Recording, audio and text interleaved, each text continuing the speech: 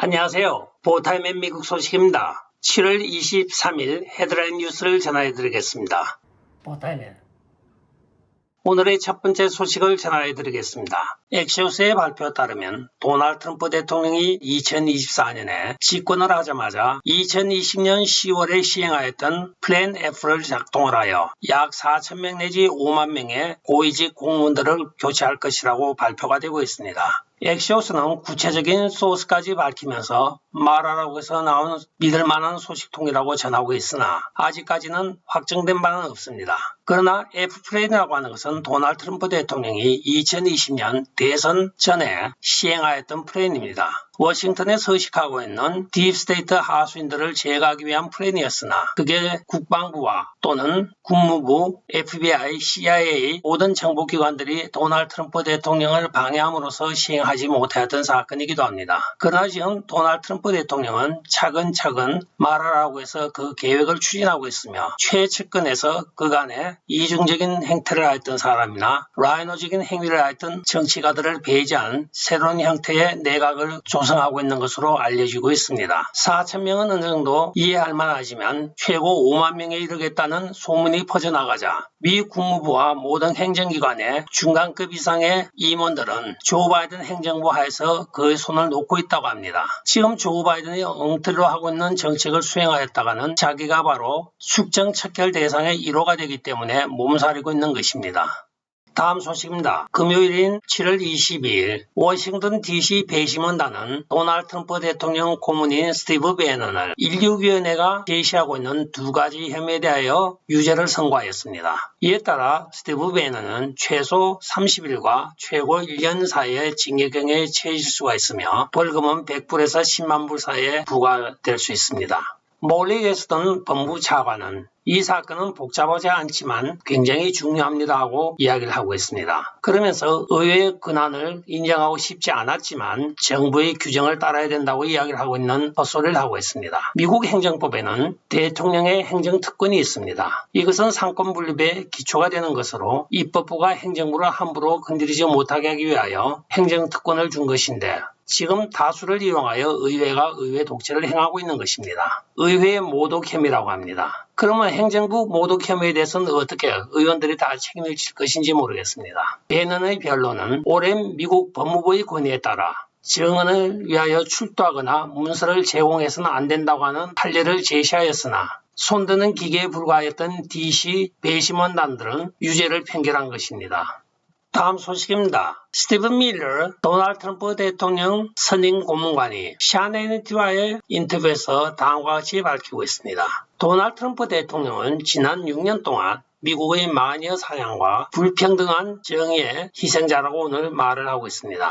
밀러 위원은 샤 해니티와의 인터뷰에서 평등한 정의는 미국에서 죽었다고 이야기를 하며 우리의 도시가 범죄가 증가하고 강력범죄가 매일매일 진행되고 있습니다. 그리고 대낮 강도와 대낮 살인이 이어지고 있으나 그들이 쫓는 것은 그런 범법자들을 쫓는 것이 아니고 도널드 트럼프 대통령을 쫓고 있다고 비난을 하고 있습니다. 그 이유는 바로 그가 집무실에 앉아있던 모든 변화의 원천이었기 때문에 딥스테이트의 표적이 된 것이라고 이야기를 하고 있습니다. 그는 우리의 직업, 국경, 안전, 에너지, 군대, 우리의 존엄성, 그리고 자부심을 되찾아 주었기 때문에 딥스테이트로서는 그것이 참을 수 없는 모욕으로 느껴졌을 것이라고 이야기를 하고 있습니다. 그는 한편 현재 미국이 가장 소중하게 보유하고 있는 자산이 바로 도널드 트럼프 대통령이라고 하며 그에 대한 지지를 호소하고 있습니다. 다음 소식입니다. 목요일인 21일 뉴욕 주지사 후보로 나섰던 리 젤든 후보가 한 괴한으로부터 스킥을 당하여 치명상을 입을 뻔했습니다. 마침 옆에 있던 사람들이 도와 그는 부상을 피했으며 흉기를 가졌던 범인을 체포하였습니다. 이 사건은 바로 현직에 있는 민주당 주지사인 캐티 호출이 리 젤든이 공화당 후보로서 혹시 거짓 정보나 허위 정보를 퍼뜨릴지도 모르기 때문에 여러분들은 리 젤든이 하는 공화당 후보 연설에 많이 참여를 하십시오 하고 이상한 독려를 하였습니다. 그 독려에 힘입은 열성 극좌 민주당원들이 많이 참석하여 야유를 하며 리 젤든 후보의 연설을 방해하고 하였습니다. 그 중에 한 청중이 뛰어올라 흉기를 가지고 그의 목을 찌르려고 하였을 때 마침 옆에 있던 경호원들이 그를 제지하여 체포를 하였습니다. 그러나 오늘 금요일 아침 그가 보석금 없이 방면된 것이 확인되어 충격을 주고 있습니다. 범죄율이 치솟고 있고 특히 정치적으로 암살을 하려고 했던 이 범인을 아무런 보석금도 없이 풀어주었다는 뉴욕 검찰청의 행태가 지금 심한 의심을 불러일으키고 있습니다. 과연 민주당 측에서 사주를 한 것인지 아니면 개인이 자발적으로 한 것인지 아직 분명치도 않은 상황에서 불과 몇 시간 만에 살인 미수범을 그냥 방면하였다는 것에 많은 시민들은 이해를 하지 못하고 있습니다. 다음 소식입니다. FRB가 상당한 딜레마에 빠져 있는 것으로 오늘 보도가 되고 있습니다. 지금 금리를 더 신속하게 많이 올릴 것이냐 아니면 이런 상태로 당분간 갈 것이냐를 놓고 위원들 간에도 의견이 분분하다고 이야기를 하고 있습니다. 이들이 교훈으로 삼는 건 바로 1927년도에 찾아왔던 대공황을 우려했습니다. 금리를 너무나 더 올려서 시중에 있는 달러가 다 FRB로 흡수가 되게 되면 경제공황이 온다고 보고 있고 또한 금리를 낮춰서 일반 시중에 돈이 돌게 되면 인플레이션을 또 잡을 수가 없기 때문에 딜레마에 빠져 있다고 전해지고 있습니다. 현재 미국의 발권 수치는 약 30조 달러로 보고 있으며 이 중앙은행에서는 이러지도 저러지도 못하고 있다고 오늘 전하고 있습니다. 이들의 표현에 빌면 바위를 떨어뜨려서 깨어버릴 것인가 아니면 바위를 그냥 들고만 있을 것인가 두 가지 딜레마에 빠져 있다고 이야기를 하고 있습니다. 특히 조 바이든 행정부에서는 이 결정이 더욱더 어려운 것이 경제 전문가가 전무하다시피 한 행정부이기 때문입니다. 그렇다고 머리 좋은 사람은 결코 좌파가 될 수 없고 머리 나쁜 좌파들은 또 이해를 못하니 중앙은행으로서도 참 갑갑하겠습니다. 다음 소식입니다. 아주 충격적인 백신 결과 발표가 나오고 있습니다. 자가조립 백신은 응고하는 생물 구조라고 이야기를 하고 있습니다.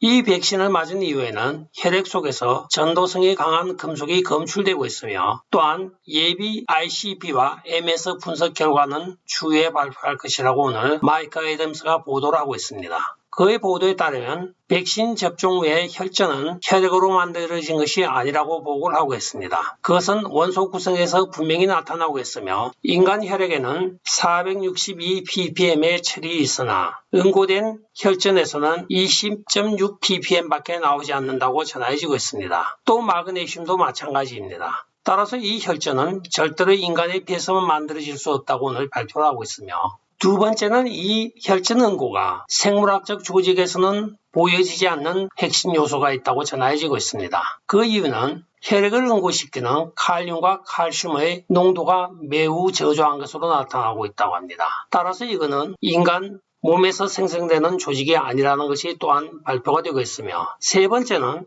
전기 전도성의 요소에 있어서는 응고 물질이 일반 인간의 혈액의 전기 전도성보다 훨씬 높은 것으로 나타나 이것은 인위적이지 절대로 인간 체내에서 생성되는 백신 반응이 아니라고 이야기를 하고 있습니다. 그 한 가지 예로는 전기 전도성을 측정하고 있는 주석, 화학기호가 SN으로 표기되는 주석의 경우 인간 혈액과 혈전의 농도는 943 ppb 대 162 ppb로 그의 6분의 1 수준으로 나타나고 있습니다. 인간에 비하여 약 6배의 높은 전기 전도성을 가지고 나타나고 있으므로 이것은 금속으로 제조된 것이라는 것이 밝혀지고 있습니다. 한편 영국에서는 3차 접종까지 받은 아이들이 백신을 받지 않은 아이들에 비하여 코비드로 사망할 확률이 137배가 높다는 것이 보리스 존슨이 퇴임하면서 기밀 봉인한 서류에 발표가 되었다고 합니다. 기밀 봉인하기 바로 직전에 폭로된 이 기사는 지금 영국에서 많은 문제점을 야기하고 있다고 전해지고 있습니다.